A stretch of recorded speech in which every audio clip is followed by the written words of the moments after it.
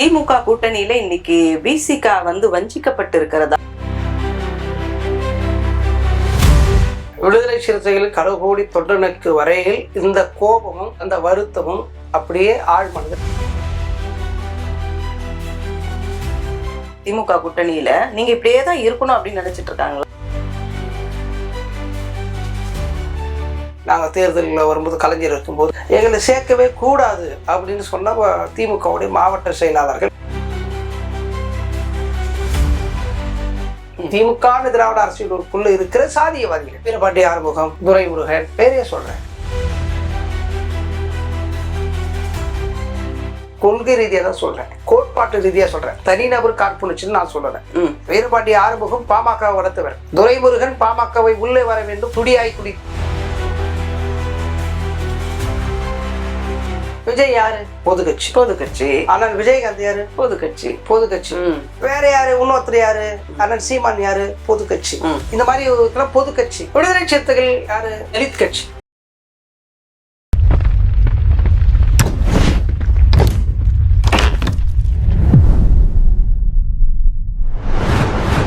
வணக்கம் நேயர்களே, இப்படிக்கு இவர்கள் யூடியூப் சேனலில் மீண்டும் உங்கள் அனைவரையும் சந்திப்பதில் மிக்க மகிழ்ச்சி. தேர்தல் களத்துல என்ன நடக்கும் அப்படின்ற கடைசி கட்டங்கள்ல நம்ம இன்னைக்கு நகர்ந்துட்டு இருக்கோம்னு சொல்லலாம். ஸோ பல விஷயங்கள் பொதுவா இருக்குது. பொதுப்படியான ஒரு சில தகவல்களை நான் விசிகாவை சேர்ந்த திரு பகலவன் சார் கிட்ட கேட்கலான்ட்டு இருக்கேன். வாங்க தொடர்ந்து சார் கிட்ட பேசலாம். சார் வணக்கம். வணக்கம். ஏன்னா உங்ககிட்ட கேட்ட கொஞ்சம் அக்யூரேட்டான பதில் கரெக்டா நமக்கு கிடைக்குது. அதனாலதான் நான் உங்களை பிடிச்சிட்டு அப்பப்ப பொதுப்படியான கேள்விகளையும் கேட்கிறேன். இதை கண்டிப்பா நான் ஆரம்பத்திலே நம்ம விடுதலை சிறுத்தைகளுக்கு கொடுக்கப்பட்ட இந்த சீட் பத்தி கேட்கணுன்றதும் ஒரு விருப்பமா இருந்தது. ஆட்சியில பங்கு, அதிகாரத்துல பங்கு அப்படின்ட்டு ஐயா சொல்லியிருந்தாங்க. அடங்கமறு, அத்துமீறு, திமிரு ஏழு இப்படியான கர்ஜனை கொடுத்தவர் திருமா ஐயா. இவர் இரட்டை இலக்கத்துல நான் கண்டிப்பா எங்களுக்கு சீட் கிடைக்கும்னு சொன்னாரு. போன வாட்டி 6 கொடுத்தாங்க, இந்த வாட்டி 8. இதுவும் திருப்தி தான் சொல்லியிருக்காங்க. ஆனாலும் அப்படி இப்படி இந்த 8 அப்படின்றது கூட எட்டப்பட்டிருக்கு. இதை பற்றி உங்களுடைய கருத்து? இப்படிக்கு இவர்கள் என்கிற யூடியூப் சேனலுக்கு என்னுடைய மனநிலை நன்றி. மக்கள் அனைவரும் ஆதரவு தர வேண்டும். ஏன்னா இது உண்மை செய்தியை மக்களுக்கு எடுத்து சொல்லுகிற சேனலாய் யதார்த்தமா எல்லாருக்கும் மனதில் என்ன இருக்கோ அது அப்போ வெளிச்சு போட்டு கொடுக்கக்கூடிய ஒரு நிறுவனமா சேனலா இருக்கு. முதல்ல என்னுடைய வாழ்த்துக்களையும் நன்றியை அவங்களுக்கு தெரிவிச்சுக்கிறேன். அடங்க மறுப்போம், அத்துமீறுவோம், திமிரி எழுவோம், திருப்பி அடிப்போம் அப்படின்ற எங்களுடைய முழக்கம் எங்களுடைய விடுதலை சிறுத்தைகளின் நாடி நரம்புகளில் ஓடிக்கொண்டிருக்கிற ரத்தம் அப்படின்னு சொல்லலாம். அந்த அளவுக்கு. ஏன்னா அதுல உலகம் சார்ந்த வரலாறு அடங்கியிருக்க ஒரு முழக்கம் அது. இந்த உலகத்துல இப்ப ஈரானுக்கும் இஸ்ரேலுக்கும் போர் நடக்குது. இந்த போர்ல அவங்க நிக்கிறவங்க கூட அடங்க மறு அத்துமீறு அப்படின்னு ஒரு அத்தை போட்டு, இப்ப அமெரிக்கா ஒரு அத்தை போட்டு இஸ்ரேலுக்கு கொடுத்து விட்டு ஈரானுக்கு இல்ல அப்படின்னு அவங்க அத்துக்குள்ள நுழையிறான். என் அத்துக்குள்ளே எப்ப நான் நுழையிற, நான் உன்னை மீறுவேன் அப்படின்னு ஈரான் சொல்லுது. அமெரிக்காவை விரட்ட நினைக்குது. இதுதான் அத்தை மீறு அப்படின்னு. என்னுடைய அத்துக்குள்ள நின்றுக்கிட்டு என்ன வரக்கூடாது சொல்றது எப்படி இருக்கும்?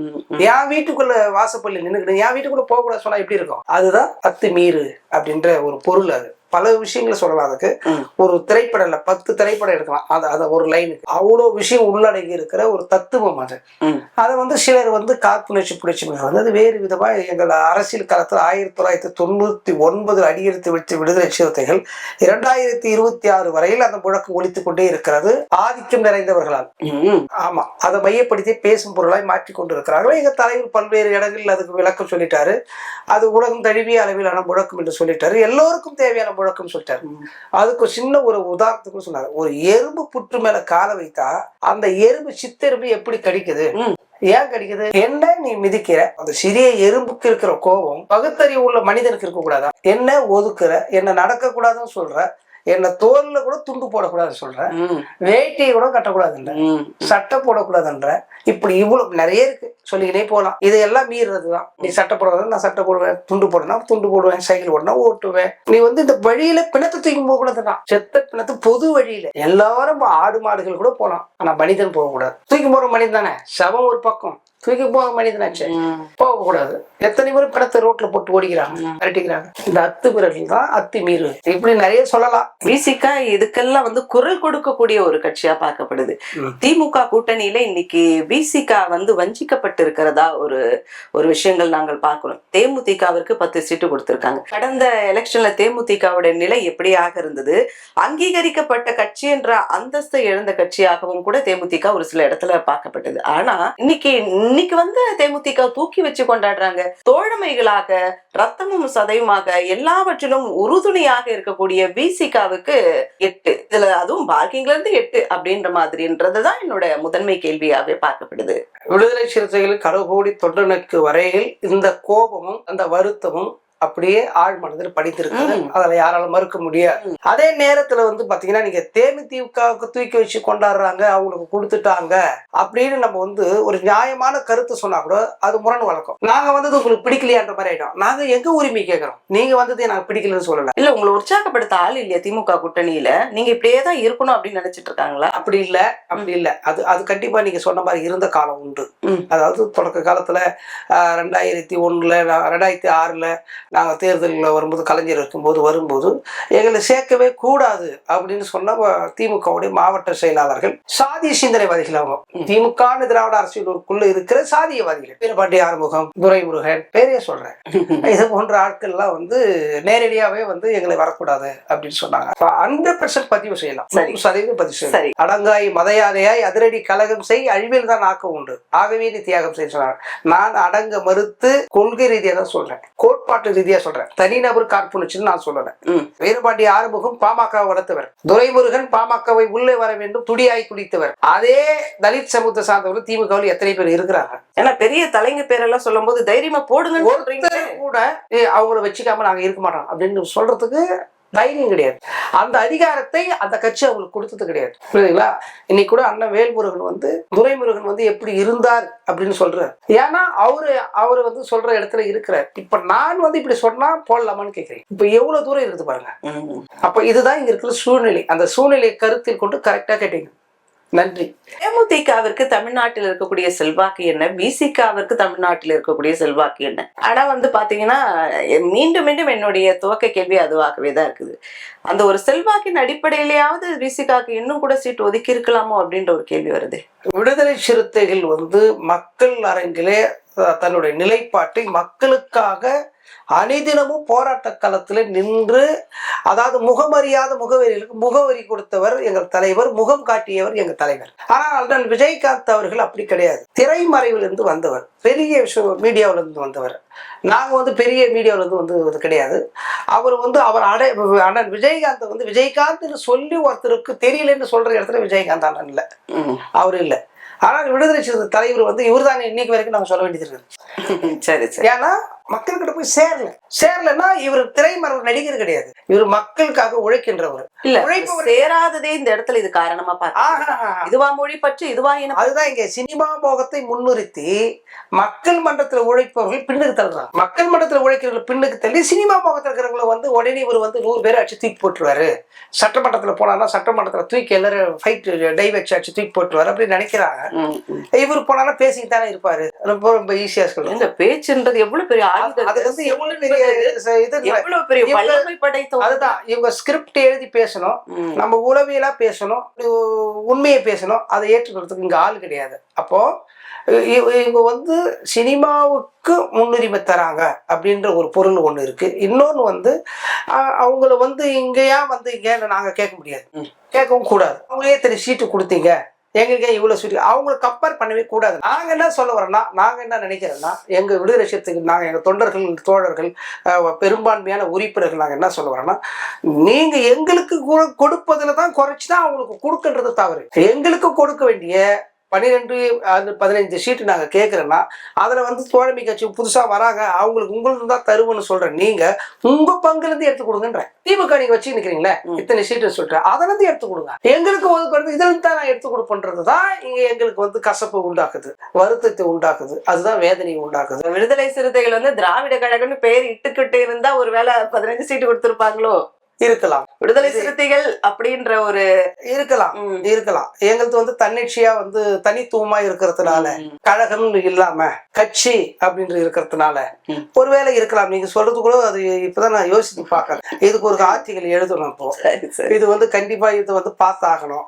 தோழர்களே பாத்துங்க, அந்த மேடம் வந்து நம்மளுக்காக எவ்வளவு தூரம் எடுத்து சொல்லி இருக்கிறாங்க புரிஞ்சுக்கிறதுக்கு. கண்டிப்பாங்க. இன்னைக்கு தலித் மக்களுக்காக விடுதலை சிறுத்தைகள் போராடுது, அவங்களுக்கு ஒண்ணுன்னா நிக்குது அப்படின்னும் போது நாங்களும் குரல் கொடுக்கக்கூடிய இடத்துல தானே இருக்கிறோம். போராடுவங்களோட களத்தில் நாங்களும் நிக்கணும். இங்க உலகில எப்படி பார்க்க, யாரு வேணாலும் கட்சி ஆரம்பிக்கலாம், அது பொது கட்சி. யாரு வேணாலும் ஆரம்பிக்கலாம், அது பொது கட்சி. ஆனா பட்டியல் சமூகத்திலிருந்து ஒருத்தர் கட்சி ஆரம்பிச்சா அது பட்டியல் சாதி கட்சி. இப்ப வேற யாரு? விஜய் யாரு? பொது கட்சி. பொது கட்சி. அண்ணன் விஜயகாந்த் யாரு? பொது கட்சி. பொது கட்சி. வேற யாரு? இன்னொருத்தர் யாரு? அண்ணன் சீமான் யாரு? பொது கட்சி. இந்த மாதிரி பொது கட்சி. விடுதலை சிறுத்தைகள் யாரு? தலித் கட்சி. ஆனா நாங்க எந்த இடத்திலும் தொடக்கத்துல இருந்து 1990 இருந்து இப்பத்தி வரைக்கும் நான் அன்னைக்கு இங்கே சொல்லியிருக்கிறேன், விடுதலை சிறுத்தைகள் அப்படிதான் எங்க பேரு. ஒன்னே 99க்கு அப்புறம் கட்சி அப்படின்னு ஜாயின் பண்ணோம். அந்த விடுதலை சிறுத்தைகள் கட்சி 3 எழுத்துல சேர்த்துக்கணும். நாங்க வந்து பறையர் கட்சி, நாங்க வந்து அந்த கட்சி, நாங்க சாம்பவர் கட்சி, அத ஏதோ பேர் இருக்குது. அது மாதிரி நாங்க வந்து எந்த இடத்துல பேர் வச்சுங்க இல்லை. ஆனா அந்த மாதிரி பேர் வச்சிருந்தாங்கன்னா பொது கட்சி. வன்னியர் சங்கம் தான் பாட்டாளி மக்கள் கட்சி. அவங்க தொடக்கத்துல வந்து வன்னியர் சங்கம், அதன் பிறகுதான் பாட்டாளி கட்சியா மாறுச்சு. பாட்டாளி மக்கள் கட்சி தொடங்கிய பிறகும் உலகத்திலேயே சாதி கொடியேற்ற ஒரே கட்சி அவர் தான். மத்திய அமைச்சரால் இடம்பெற்ற கட்சி, சட்டப்பேரவையில் பேசப்பட்ட கட்சி, பெருவாரியான வாக்குகளை வாங்கிய கட்சி, 2 தலைவர்களுக்கு பெரிய இடத்துல பெரிய சீட்டு வாங்கின கட்சி. அப்படி இருந்தும் பாட்டாளி மக்கள் கட்சிக்கு ஒரு கொடி, வன்னியர் சங்கத்துக்கு ஒரு கொடி. வன்னியர் சங்கம் மாநாடு நடத்துறாரு, கட்சி நடத்திக்கினேன். வன்னியர் சங்கம் இப்போ கூட நடத்துனாங்க, அன்புமணி தலைமையில நடத்துனாங்க. அப்போ இத்த யாரும் வந்து சாதி கட்சின்னு சொல்ல மாட்டாங்க. இப்ப கூட அவங்க வந்து அனைத்து சாதியினர் கூட்டமைப்புன்னு ஒண்ணு உருவாக்கி பட்டியல் சமூகத்தை மட்டும் எதிர்க்கிறோம்னு வெளிப்படையா சொன்னாங்க. அதை யாரும் இங்க இருக்கிற மனிதனை உள்ளவர்கள் கேட்கவே இல்லை. அதன் பிறகு என்ன பண்றாரு, அவங்க எல்லாரும் சேர்த்துட்டு வன்னியர்களுக்கு மட்டும் 10.5 விழுக்காடு கேட்கிறாரு. வேற எந்த சமூகத்தையும் கேட்கல, எல்லா சமுதாயத்தையும் ஒன்னா சேர்த்தாரு. ஆனா எல்லாரும் சேர்த்துட்டு 10.5 விழுக்காடு வன்னியர்கள் மட்டும் கொடுன்றார். இப்ப இவரு சாதி கட்சியா? சாதி ஒழிப்பே மக்கள் விடுதலை அப்படின்னு நாங்க சொல்றோம். இது சாதி கட்சியா? பூர்வ குடிங்க, மண்ணின் மைந்தர்கள் இருக்கக்கூடிய இந்த ஒரு சமூகத்தை வந்து ஒடுக்கப்பட்ட சமூகமா பாக்குறாங்க. அவங்க இதுக்கு குரல் கொடுத்தாலும் வந்து நம்மள வஞ்சிக்கிறாங்க. இப்படி பல இக்கட்டான சூழ்நிலை விசிகா சந்திக்குது. நமக்கு வந்து அதெல்லாம் ஒரு பிரச்சனை இல்லைங்க. நீங்க இப்படி சொல்லதான் நாங்க மேல போய் இணைகிறோம். பாட்டாளி மக்கள் கட்சி இதே மருத்துவர் ராமதாஸ் அவர்களுடைய நாடாளுமன்ற உறுப்பினர்கள் நாடாளுமன்றத்திலேயே போயிட்டு விடுதலை சிறுத்தைகள் அன்னைக்கு யாருக்குமே தெரியாது. நாடாளுமன்றத்தில் போய் பேச வச்சாங்க, அவை குறிப்பில் ஏற்ற வச்சாங்க. விடுதலை சிறுத்தைகள் கட்சி தடை செய்ய வேண்டும். உடனே வந்து விடுதலை சிறுத்தைகள் வாட் இஸ் திஸ்? அப்பெல்லாம் நாங்களுக்கு தமிழ்நாட்டிலேயே யாரும் வரல. 97, 98 வந்து 98 போய் சொல்ல ஆரம்பிச்சிட்டாரு ராமதாஸ் நாடாளுமன்றத்துல. அப்ப நாங்க அரசியல் களத்துக்கே வரல. களத்துக்கு வராத முன்னாடியே எங்களை பத்தி சொல்லிட்டாங்க. அவர் வாய் முகத்து பழிச்சிருச்சு. நாங்க நாடாளுமன்றம் கூட இல்லாத இருக்கும்போது சொன்னாரு. நாங்க இப்ப உள்ள போயிட்டு அவங்க இல்ல நாங்க உள்ள போயிட்டோம் நாடாளுமன்றத்துக்குள்ள, அவங்க இல்ல. சட்டப்பேரவைக்குள்ள போயிட்டோம். வாழ்த்துக்கள், உங்களுடைய எதிர்ப்பலையிலே நாங்கள் வந்து வந்தோம். நீங்க யாரெல்லாம் எதிர்க்கிறீங்களோ உங்க எதிர்ப்பலை தான் நீங்க தான் எங்களை வளர்க்குறீங்க. இவங்க இவங்க இவங்க எப்படின்னு சொல்றீங்க. அதுக்கு நாங்க வந்து பதில் சொல்ல வேண்டியது இருக்குது. அப்படி சொல்ல இன்னும் இவங்க முரணா சொல்றாங்க, இவங்க கரெக்டா நடக்கிறாங்க, எங்களை புரிஞ்சுக்கிறாங்க மக்கள். இதே வன்னியர் சமூகத்தை சார்ந்த இளைஞர்கள் விடுதலை சிறுத்தைகள் இணைந்து கொண்டே இருக்கிறாங்க. இணைப்புடா நடந்து கொண்டே இருக்கிறது. நம்ம கட்சியில அங்கனூர் சிவான்னு ஒரு தம்பி இருக்கிறாரு, அவரு வன்னி சமூகம். இது மாதிரி நான் சொல்றதுக்கு ஒரு அடையாளத்துக்கு ஒரு இதுக்காக சொல்றேன் தவிர, இப்ப நான் எங்க தலைவர் வந்து என்ன கம்யூனிட்டின்னு யாருமே கேட்க மாட்டாரு. நான் என்ன கம்யூனிட்டின்னு அவருக்கு தெரியாது. அதனால வந்து அப்படிதான் நாங்க இருக்கிறோம். எந்த பிரச்சனையும் இல்லை. எங்க வீட்லயும் மாற்று சமூகத்துல இருக்கிறவங்க எங்க வீட்லயே இருக்கிறாங்க. திருமணம் செஞ்சுன்னு குழந்தை வச்சுன்னு எல்லாம் இருக்கிறாங்க.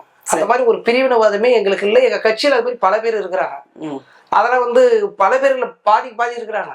ஆனா அந்த மாதிரிலாம் நாங்க எதுவுமே எந்த இடத்துல அந்த மாதிரிலாம் ஒரு சின்னதாக யோசிக்கதே கிடையாது. நம்மளுக்கு ஒன்னே ஒண்ணுதான், சாதி ஒழிப்பு மக்களுடைய தமிழ் தேசியத்தை மெட்டெடுப்பது. நாம தமிழர்களாக இணைவோம், அனைவரும் மகிழ்வை கொள்ளுவோம், அவ்வளவுதான். யாரையும் ஒருத்தர் முரண்பட்டதுக்கு தேவை கிடையாது.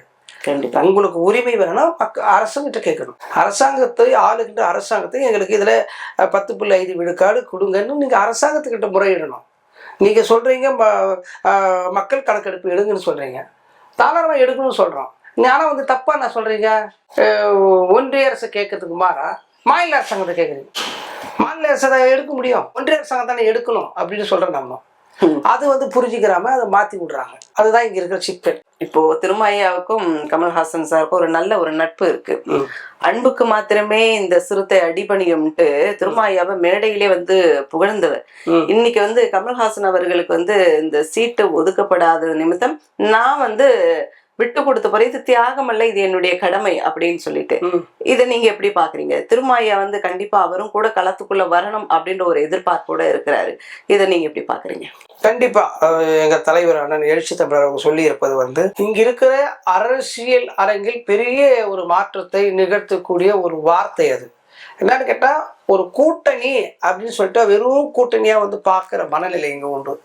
நீங்க அவங்களுக்கு பின்னால் என்ன இருக்கு, அவங்க யார் என்று பார்க்க வேண்டியது தேவை. கண்டிப்பா. அண்ணன் கமலஹாசன் வந்து அவரு சினிமாவிலும் கூட அவர் சினிமாவிலேயே சம்பாதித்து சினிமாவிலேயே அழித்தவர், அதுக்குள்ளேயே எடுத்து அதுக்குள்ளேயே போட்டு அதுக்குள்ளேயே அழிந்தவர் என்றுதான் சான்றவர். மற்றபடி அவர் வந்து வேற எதுலையும் வந்து அவ்வளவு தூரம் எதுவும் இது பண்ணிக்க மாட்டார். மற்ற நடிகர்களை போல இதெல்லாம் கிடையாது. அவர் ஹிஸ்டரி எடுத்து பார்த்தீங்கன்னா எல்லாருக்கும் தெரியும். அதே மாதிரி வந்து கருத்து சொல்றதுல மிக தெளிவா ஆழமா தைரியமா சொல்லுவார். ஒரு ஒரு அவர் நம்ம இப்படி நம்ம பார்ப்போம். ஒரு பிராமண சமூகத்துல சார்ந்தவர் அவர். அந்த சமூகத்துல இருந்து என்ன சொல்லுவாருன்னா, நான் மாட்டு இறைச்சி சாப்பிடுவேன் நல்லா அப்படின்வாரு. அவங்க பொண்ணு சுருதிகாசன் சொல்றது எனக்கு மாட்டு இறைச்சி ரொம்ப பிடிக்கும்னு சொல்றாங்க. இது மாட்டு இறைச்சி சாப்பிட்டா அப்போ வந்து சரியாயிடுமா எல்லாம் அப்படின்னு கேட்கலாம். அந்த மாட்டிறைச்சின்றதுல அவ்வளவு பெரிய அரசியல் இருக்குங்க. அவ்வளோ ஒரு தீண்டாமை, அவ்வளவு பெரிய தீண்டாமை இருக்கு. அதுல அந்த தீண்டத்தகாதவர்கள் அப்படின்னு சொல்றாங்க. இங்க ஒட்டகத்தை சாப்பிட்டா தீண்டத்தகாதவர் கிடையாது, முதலையை சாப்பிட்டா தீண்டத்தகாதவர்கள் கிடையாது, பாம்புகளை சாப்பிட்டா தீண்டத்தகாதவர்கள் கிடையாது, பள்ளி பூரான சாப்பிட்டா தீண்டத்தகாதவர்கள், ஒரு இறைச்சி மாட்டு இறைச்சி சாப்பிட்டா தீண்டத்தகாதவர்கள். அவங்க அந்நியப்படுத்தக்கூட ஒரு நிலை. எந்த சமூகம் உயர்ந்த சமூகம் என்று இங்க பேசப்படுதோ அந்த சமூகத்துல ஒருத்தர் நான் இதை சாப்பிடுவேன்றார். அதுவே பெரிய முற்போக்கு சிந்தனை, மாறுதலை உண்டாக்குதல். அப்போ இவ்வளவு கருத்தின் மிக்க ஒரு மக்கள் மீது ஒரு கவனத்தை செலுத்தக்கூடிய ஒரு சிந்தனையாளர் அண்ணன் கமலஹாசன் அவர்கள். அப்போ அவர் தொடக்கமா அண்ணா அறிவாலயத்துக்கு வரும்போது கூட்டணி பேச வந்தார். நாங்கள் எங்களுக்கு விருப்பமான இத்தனை தொகுதிகள் நாங்கள் வந்து கொடுத்துட்டேன்னு சொன்னார். அதன் பிறகு லாஸ்ட்டாக வந்து நான் வந்து கை கொடுக்குறேன், பிரச்சாரம் பண்ணுறேன், நான் விலகிக்கிறேன்னு சொல்லும் போது அப்போ அதுக்குள்ளே என்ன இருக்கு? அப்போ பார்க்குறவங்க என்ன நினைப்பாங்க, இந்த கூட்டணி என்ன சொல்லுவாங்க, நம்ம விமர்சனத்துக்குள்ளே போயிடும், அவருக்கும் வந்து அவருக்கு ஏற்றது போல சீட்டை கொடுக்கணும். அது வந்து அவர் மனசு உடைஞ்சு கூட சொல்லியிருக்கலாம், மனசில் என்ன விஷயங்கள் தெரியல, அவர் சொல்கிறது பெருந்தன்மை நம்ம எடுத்துக்கலாம். ஆனா அந்த பெருந்தமைக்குள்ள அவரை நம்பி வந்தவங்க 4 பேர் இருப்பாங்கல்ல, கண்டிப்பா அவங்களுக்கு என்ன அவர் பதில் சொல்லுவாரு. இதெல்லாம் புரிஞ்சு அறிஞ்சுதான் எங்க தலைவர் வந்து அவருக்கும் நம்ம வந்து சீட்டு கொடுத்தா நல்லா இருக்கணும், பெரிய ஒரு அறிக்கையை மாண்புமிகு முதல்வர் அவர்கள் பரிசீலனை செய்ய வேண்டும். நம்மளோடு இருக்கிறவர் நமக்காக வந்து எல்லா இடத்துல நின்னாரு, இந்த நேரத்துல வந்து நாம வந்து அவருக்கும் வந்து ஒரு இது தரணும். நாம வந்து நாளைக்கு இதன் மூலமா நமக்கு ஒரு பின்னடைவு வந்துடக்கூடாது, விமர்சனம் சிக்கிக்கொள்ளக்கூடாது அப்படின்ற நல்ல அடிப்படையில அவரு சொல்லியிருக்கிறாரு. அவ்வளவுதான். ஆழமான தொலைநோக்கு பார்வையில வந்து அரசியல் புரிதல் பண்றாரு கமல்ஹாசன் அப்படின்ட்டுலாம் வந்து திருமாயா புகழ்ந்து பேசிட்டு இருந்தாரு. கமல்ஹாசன் அவர்களுக்கு இந்த அளவுக்கு வரிஞ்சு கட்டி பேசணும்ட்டு ஏதாவது இதற்குள்ள வேற ஏதாவது உங்களுக்குள்ள அரசியல் இருக்கு? அதாவது அப்படி இல்லை. அதாவது எப்பவுமே வந்து ஒருத்தர் அணுகுமுறை தான் இன்னொரு பேசுவது. ஒரு அணுகுமுறையில இருந்து தான் இன்னொருத்தர் பேச முடியும். அப்படின்னா பேச முடியாது. இப்போ கலைஞர் இருக்கிறாருன்னு சொன்னா அவரை பார்க்கறதுக்கு நாங்கள் அப்பாயின்மெண்ட் கேட்குறோம், பார்க்கணும் அப்படின்னு சொன்னா உடனே வந்து நேரம் தான் உடனே வந்து சொல்லுவாங்க. ஏன் நாளைக்கு இன்னைக்கு வந்து சொல்லுங்க அப்படின்பாரு. அம்மையார் ஜெயலலிதா அவனை வந்து நம்ம அப்பாயின்மெண்ட் கேட்டா, அப்பாயின்மெண்ட்டா யாருக்கு அப்படின்னு ஒண்ணு இருக்கா? இங்க அப்பாயின்மெண்ட் ஒண்ணு இருக்கா? நீங்க திருப்பதியில கூட சீக்கிரமா இப்ப பார்த்தலாம். ஆனா போயஸ் காலில் ஜெயலலிதா அம்மாவை பார்க்க முடியும். அப்போ இங்க பேசப்படுது, இங்க பேச்சு மறுக்கப்படுது. இவரை பத்தி தான் நான் இவர் கூட அதிகமா பழகி இருக்கிறேன், கலைஞர் கூட அதிகமா பழகி இருக்கிறேன். நான் அவரை பத்தி பேசுவேன், நிறைய விஷயங்கள் நான் வந்து பேசியிருக்கிறேன், அதனால நான் பேசுவேன். இந்த அம்மா கிட்ட பேசவே இல்லை, அவங்கள பத்தி நான் என்னன்னு பேசுவேன். கண்டிப்பா கமலஹாசன் அண்ணன் கூட நிறைய தூரம் நீண்ட தூரம் பயணிச்சிருக்கிறோம், பேசியிருக்கிறோம். அவருடைய புரிதல் எங்களுக்கு ஒத்து போகுது. நான் வந்து கொடுக்குற இடத்துல இல்லை, நான் வந்து மனு கொடுக்குறதுல கை நீட்டா கொடுக்கணும், நான் கையேறி இடத்துல தான் இருக்கிறேன். அவங்க கொடுக்குற இடத்துல இப்படி வாங்குற இடத்துல நான் இருக்கிறேன். இந்த அர்த்தத்தில் நீங்க எடுத்துக்கீங்க. ஆமா, நாங்க வந்து அவங்க கிட்ட தானே கேட்கறோம். எங்களுக்கு ஒரு தலைமை திமுக கூட்டணி, அவங்க தான் வந்து எல்லாருக்கும் பிரிச்சு தராங்க, அவங்க தான் கொடுக்குற இடத்துல இருக்கிறாங்க, நாங்க வாங்குற இடத்துல தானே இருக்கிறோம். வாங்குற மீன்ஸ் வந்து எல்லாம் கமெண்ட்ல எதனா வேற எதனா போட்டுற போறீங்க, அதாவது பங்கு தொகுதி பங்கு பெறுவது இதுதான் கமெண்ட்ல வந்து தப்பு தப்பா போட்டுற போறீங்கப்பா. அந்த மாதிரி எதுவும் இல்லை, நீங்க உங்க மைண்ட் வாய்ஸ் எனக்கு கேட்குது. அடுத்து வந்து உங்க விஷயத்துக்குள்ள வரணும்னு பாத்தீங்கன்னா, உங்களுடைய மகள் பவதாரணி வந்து மயிலாப்பூர் தொகுதியில வந்து போட்டியிடுவதா வந்து வேட்புமனு தாக்கல் பண்ணியிருக்காங்கன்ற ஒரு செய்தியை கேட்டோம். வாழ்த்துக்கள், உங்களுடைய மகளுக்கு நம்ம சேனல் சார்பா வாழ்த்துக்கள் சொல்லணும்னு சொல்லுங்க. அது வந்து ஒரு பெரிய இடம் இல்லைங்க. அந்த இடத்துல எப்படி வந்து துணிஞ்சு உங்களுடைய மகள் வந்து நிக்கலான்ற ஒரு தைரியத்துல இருக்கிறாங்க? கட்சிக்குள்ள அப்பா இருக்கிறாருன்ற ஒரு தைரியமா, இல்ல இளைஞர்களுக்கு என்ன சொல்ல வரணுன்றதுக்காக அரசியலுக்குள்ள வந்திருக்காங்க? அதை பத்தி. ரொம்ப நல்ல கேள்வி. என் மகளை கேட்டு ஒரு கேள்வி கேட்டதுக்கு ரொம்ப நன்றி. அதாவது எல்லோரும் கட்சியில வருவாங்க போவாங்க, அதெல்லாம் இருக்கும். ஆனா என் மகளோ வந்து எங்க தலைவருடைய மடியில் வளர்ந்தவர்கள். அவங்க ஒரு குழந்தைய தலைவர் தூக்கி பார்த்தாருன்னா என் பொண்ணு தான் இருக்கும், பையன். ஆமா, சரி. அவங்க 2 பேரும் அவர் மடியில தோல் மேல ஏறி விளையாடி தவிழ்ந்தவங்க. அதனால வந்து என் மகளுக்கு வந்து நான் அரசியல் சொல்லி தர வேண்டிய அவசியமே இல்லை. அவங்களுக்கு இடையில வந்தது கிடையாது இந்த அரசியல் சிந்தனை. நான் அவங்க அதான் சொல்றேன், குழந்தை பருவத்துல அவங்க வந்து பால் புட்டியில கூட விடுதலை சிறுத்தை கொள்கையை குடிச்சிருப்பாங்க. சரி சரி. அந்த அளவுக்கு வந்து நான் வந்து சிறையில இருந்திருப்பேன். குழந்தை தூக்கி வந்து எங்க வீட்டு அம்மா வந்து சிறையில வந்து பார்த்துட்டு வருவாங்க. என் பையன் சிறையில பார்த்துட்டு வருவாரு. இது மாதிரி வந்து எங்களை சிறையில பார்த்துட்டு அவங்களுக்கு எல்லாருமே தெரியும். எல்லாமே நான் எவ்வளவு சிரமப்பட்டிருக்கிறேன் கட்சிக்குன்னு சொல்லிட்டு தலைவர் எங்க மேல எவ்வளவு அன்பு கொண்டிருக்கிறாரு. எங்க பாப்பாவையும் வந்து என் பையனையும் வந்து ரொம்ப இதுவாக என் பசங்க வந்து அவங்க வாயில எப்பவுமே வந்து தலைவருனே வந்தது இல்லை, பெரியப்பான்னு தான் வரும். சரி. அவர் தலைவருன்னு வராது. அப்பா இப்பதான் பெரியப்பாவை பார்த்தேன், பெரியப்பா பார்த்து தப்பா போட்டுக்கிறாங்க, கம்ப்ளைண்ட் பண்ணியிருக்கிறாங்க, விமர்சனம் பண்ணியிருக்கிறாங்க. அவங்க படிக்கிற செய்தியாக நான் பார்க்கறத கூட அவங்க எனக்கு அனுப்பிடுவாங்க. அப்போ அந்த அளவுக்கு தான் எங்க பிள்ளைங்க வந்து இருக்கிறாங்க. அவங்க உடம்புல முழுக்க விடுதலை சிறுத்தைகளோட ரத்தம். அதனால வந்து அவங்கள விடுதலை சிறுத்தைக்கு அவங்கள தனிமைப்படுத்தியே பிரிச்சு பார்க்கவே முடியாது, வாய்ப்பே இல்லை. ஒருத்தர் கூட சொன்னாங்க என் மேல கார்பன் கொண்டு யாரோ ஒருத்தர் அவதூறு பரப்பின்னு கிடக்குறான். என் பையன் கூட வந்து விஜய் கட்சிக்கு போயிட்டான் அப்படி இப்படின்னு சொல்லி அதுல ஆதாயம் தேட ஒரு அரசியல்வாதி ஒருத்தர் இருக்கிறான். அவன் வந்து அதை போய் சொல்லி திரிஞ்சுக்கிட்டு இருந்தான். அதை ஊருக்குள்ள போய் சொல்லிட்டு கிடந்தான். அதுல வந்து அவனுக்கு பொறுப்பு ஏதோ கிடைக்கும் நினைச்சுட்டு பொறுப்பு போய்கிட்டு இருக்கிறான். அதை பத்தி ஐ டோன்ட் ஃபீல். நாங்க வந்து யாருன்னு மற்றவங்களுக்கு வந்து ப்ரூவ் பண்ண வேண்டிய அவசியம் கிடையாது. கண்டிப்பா நான் யாருன்னு மற்றவங்களுக்கு யார் சார் நான் போய் அவங்களுக்கு வந்து இது பண்ண வேண்டியது. அதனால வந்து நாங்க எங்கள் தலைவருடைய கொள்கை கோட்பாடு எங்களை விட பெருசா பேசுவதுக்கு ஆளே கிடையாதுன்னு நான் உறுதியா சொல்லுவேன். விடுதலை சிறுத்தைகள் கொள்கை சொல்றாங்க, நிறைய இருக்கிறாங்க சொல்றேன், கூடுதலா நான் அதில் உள்வாங்கி இருக்கிறேன் அப்படின்னு சொல்ல அதை ப்ரூவ் பண்ண முடியும் என்னால. நீங்க எந்த எங்க விடுதலை சிறுத்தைகளை பத்தி நீங்க எந்த முறையில எந்த கோணத்துல கேள்வி கேட்டா அதுக்கு பதில் சொல்லுவதற்கு எனக்கு துண்டு சீட்டே வேண்டாம். ஏன்னா அவ்வளோ இருக்கு எங்க தலைவர் பத்தி சொல்றது. அவங்க இயல்பா இருந்து நான் அவரோட கிட்டத்தட்ட 8 ஆண்டுகள் அவரோட இடைவிடாத அவரோட பயணிச்சு இருக்கிறேன். இரவு பகல் பாராம எங்க தலைவர் எவ்வளவு கன்விச்சுக்கிறாரு, எவ்வளவு தூரம் ஓடி இருக்கிறாரு. அப்ப நாங்க பயணத்துல வந்து அவர் என்ன பேசியிருக்கிறாரு. அப்போ எங்கன்னா லாரி நிக்குதா, அந்த லாரி ஓரமா நிறுத்து கொஞ்ச நேரம் ஒரு 10 நிமிஷம் தூங்கிட்டு போகலாம் அப்படின்னு சொல்லியிருக்கிறாரு. இந்த மாதிரி எங்க தலைவர் வந்து வண்டி ஓட்டும் போது தூக்கம் வருதா, வண்டி எங்காவது ஒரு டீ கடை பார்த்து நிறுத்து. ஆனா இங்க வந்து பாதுகாப்பு நிறைந்த இடமா இல்லையே, இங்க வந்து என்ன பாதுகாப்பு, என்ன பண்ண போறாங்க, என்ன பண்ணிட்டு போயிட்டு போறாங்க, அவன் என்ன நினைக்கிறான்னு நினைச்சிட்டு போ, வேலையை பார் போப்பா அப்படின்னு ஒரு தைரியம் சொல்லக்கூடிய ஒரு பின்தங்கிய நிலையை வந்து வேகப்படுத்தக்கூடிய ஒரு அதுக்காகலாம் வந்து எதுக்கும் எங்க தலைவர் வந்து அசர்றாள்லாம் கிடையாது. சரி. ஏன்னா பெண் பிள்ளைய வந்து நீங்க அரசியலுக்குள்ளே இறக்கியிருக்கீங்க அப்படின்னும் போது பல விஷயங்களை வந்து அவங்களும் கத்துக்கணும், பல விஷயங்களை அவங்களும் பார்க்க வேண்டிய ஒரு சூழ்நிலை இருக்குமே. இத தலைவர் எப்படியா பாக்குறாரு? எங்க தலைவர் வந்து பாத்தீங்கன்னா இப்போ எல்லாம் வந்து 2ஆம் தலைமுறைக்குத்தான் வந்து இந்த அரசியல் கொண்டு போகணும்னு நினைப்பாங்க. எங்க தலைவர் இப்பவே 3ஆம் தலைமுறைக்கு கொண்டு போயிட்டாரு. எப்படின்னு கேட்டீங்கன்னா நான் வந்து எங்க கட்சியில முதல் தலைமுறை. சரி. என் பையன் என் பொண்ணு வந்து செகண்ட். என் பேத்தி வந்து அவங்களும் ரெடி ஆயிட்டாங்க. ரெடி அவங்களும் சிறுத்தை தான். ஏன்னா அவங்களுக்கு அவங்க அம்மாவுக்கும் அவங்க அப்பாவுக்கும் கல்யாணம் பண்ண வச்சுட்டு எங்க தலைவர் தான். அப்போ 3ஆம் தலைமுறைக்கு வந்துட்டாங்க. இப்போ எங்க பேத்தியோட பிறந்த நாளுக்கு எங்க தலைவர் வருவாரு. அப்போ வந்து அவங்க என்னதை பார்த்துக்கு வருவாங்க பார்த்தீங்கன்னா வீட்டுல பாத்தீங்கன்னா இப்படி திரும்பினா எங்க பேத்தி இப்படி திரும்பினா எங்க தலைவர் படத்தை பார்க்கும், இப்படி திரும்பினா தலைவர் படத்தை பார்க்கும். அவங்க ஆல்பத்தை அவங்க அப்பா அம்மா திருமணத்துல பார்த்தீங்கன்னா தலைவரை பார்க்கும். டிவியில பார்த்தா அதை வச்சுட்டு நியூஸ் பார்ப்பாங்க. இப்போ இதெல்லாமே என் பேத்திக்கு மைண்ட்ல ஓடும். 3ஆம் தலைமுறைக்கு போயிடுச்சு இப்போ கட்சி. இது ஒரு குடும்ப அரசியல் அப்படியே கொண்டு வரீங்களே நீங்களும். குடும்பமா இருக்கத்தான் அரசியல். நீங்க குடும்ப அரசியல் சொல்லத்தே முதல்ல முற்றிலுமான தவறா இருக்கு. ஆனாலும் இப்போ வந்து நான் இருக்கிறேன், உங்க பையன் வந்தானா கட்சிக்குன்னு என்ன கேட்பாங்க. என் பையனுக்கு வந்துட்டான்னா குடும்ப அரசியல் சொல்லுவாங்க. போராட்டத்துக்கு களத்துக்கு உன் பையன் வந்தானா அப்படின்னு கேட்பாங்க. என் பையன் போராட்டம் ரயில் மறியலில் இருக்கிறான். ஈழத்தமிழுக்கு போராட்டத்தில் வந்து நாங்கள் வந்து பேச்சரி ரயில் மறியல மூலக்கொத்தரம் அங்கே என் பையன் இருக்கிறாரு, என் மனைவி இருக்கிறாங்க, எல்லாம் இருக்கிறாங்க, என் பொண்ணு இருக்கு ஆர்ப்பாட்டத்தில். ஈழத்தமிழுக்கு தொடர்ச்சியான போராட்டங்கள் அத்தனை போராட்டம் என் பொண்ணு என் பையன் இருக்கிறாங்க. அப்போ அவங்க அரசியலுக்கு வந்தா எப்படி இன்னைக்கு வந்து அரசியல் ஒரு குடும்ப தொழில்ன்றது அப்பாவுக்கு அப்புறம் பிள்ளை, பிள்ளைக்கு அப்புறம் பேரன் பேத்தின்னு வரும்போது ஏன் அரசியல் அப்படி வரக்கூடாது, ஏன் தப்புன்னு என்ன கேள்வி கேட்கறீங்க அப்படியா? அதாவது வந்து இது வந்து புரிதல்.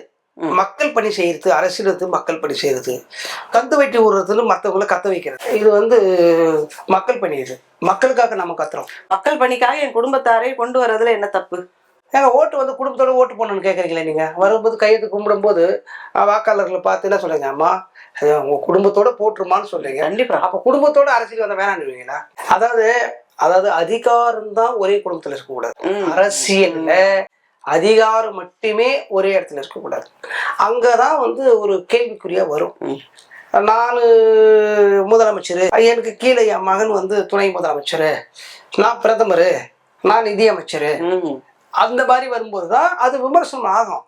ஆனா அவங்க இதை கூட நாம வந்து சொல்ல முடியாது. அந்த கட்சியில இருக்கிறாங்கல்ல, ஆட்சி அதிகாரத்தை பண்றத ஒரு கட்சி இருக்குல்ல, அந்த கட்சிக்குள்ள எத்தனையோ ஆயிரம் தொண்டர்கள் இருப்பாங்க. அந்த தொண்டர்கள் கேட்க வேண்டிய கேள்வி அது. கண்டிப்பா நாங்களாம் வயசுல இருக்கிறோம், உங்க பிள்ளைகளுக்கு கொடுத்துட்டீங்க, உங்க குடும்பத்துல கொடுத்துட்டீங்க, அந்த கட்சியில இருக்கிறவங்க கேட்க விடுது. அந்த கட்சிகள் இருக்கிறவங்க ஏத்துக்குன்னு அவரு தான் எங்க தலைவர் அப்படின்னு அவங்க சொல்லும் போது நாம பதில் அதில் போய் நாம என்ன தலையிட முடியும்? இப்போ என் பையன் இருக்கிறாருன்னா என்கிட்ட என்ன சொத்து இருக்குதோ அந்த சொத்து வந்து அவருக்கு ஷேர் பண்ணிட்டு என் பொண்ணுக்கு கொஞ்சம் கம்மியாக கொடுத்துட்டு, அம்மா அண்ணா கொஞ்சம் சிரமம் வரணும், கொஞ்சம் பார்த்துக்கலாம் விடுமா அப்படின்னு சொல்றது நான் தானே முடிவு பண்றேன். அதை என் பொண்ணு ஏற்றுக்கிறா ஒன்றும் பண்ண முடியாது. அதில் பிரச்சனை தான் என் பொண்ணு தான் கம்ப்ளைண்ட் பண்ணும். அது மாதிரி தான் அரசியலும். குடும்ப அரசியலுன்றதை வந்து நீங்க வந்து வரும், அதை யாரும் தடுக்க முடியாது. நிகழ்ச்சி சிறப்பிச்சு கொடுத்ததுக்கு மிக்க நன்றி. நன்றி.